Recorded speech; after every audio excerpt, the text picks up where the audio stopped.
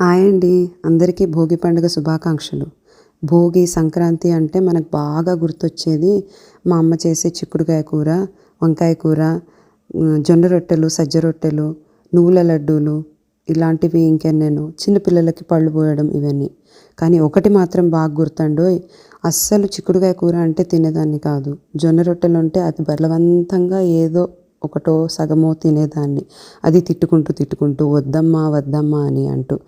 సజ్జ రొట్టెలు, నువ్వుల లడ్డూలు మాత్రం బాగా లగాయించేవాళ్ళం. కానీ అయితే చిక్కుడుకాయ కూర అంటే మాత్రం ఇప్పుడు బాగా గుర్తొచ్చేది నాకు.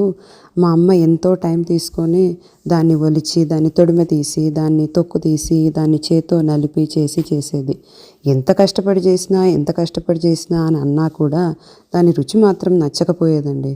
కానీ ఎప్పుడైతే ఇల్లు దాటి బయటికి వస్తాం కదా, తెలిసిన విషయమే కదా, అది ఎంట్లాంటిదైనా కాకరకాయ కూడా తియ్యటి చెరుకు రసంలాగా మనకు అనిపిస్తుంది. ఎందుకంటే దొరకదు కదా అమ్మ చేతి వంట.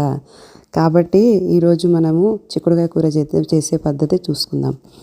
సింపుల్ అండి అని అనిపిస్తుంది. చేయడం సింపులే, కాకపోతే కూర మాత్రం ఆ తొడిమలు తీసి దాన్ని విరిచి తర్వాత అంతా ఈజీనే. ఆవాలు, పోపు, జీలకర్ర, పసుపు, ఇంగువ అన్నీ వేసుకొని పైనుంచి మా అమ్మ నాకు బాగా గుర్తుంది. దీన్ని గడ్డి నువ్వులు అంటారండి.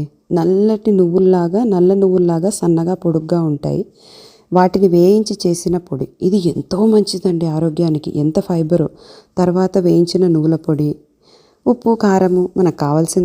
ఇష్టపడే వాళ్ళైతే మసాలా వేసుకొని చేసుకోవచ్చు. కొంతమంది బెల్లం కూడా వేసుకుంటారు, దాన్ని కొంత ఉగదనాన్ని చంపడానికి. కానీ నాకు బెల్లం లేకుండానే బాగా ఇష్టం.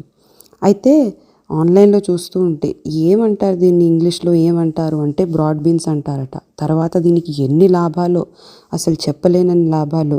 మెగ్నీషియం, ఐరన్, అసలు బ్రెయిన్ ఫంక్షన్స్కి అయితే చాలా మంచిదట. కొలెస్ట్రాల్ తగ్గిస్తుంది. ఈ కాలంలో అందరూ వెతికేది కొలెస్ట్రాల్, షుగర్ తగ్గించడానికే కదండి.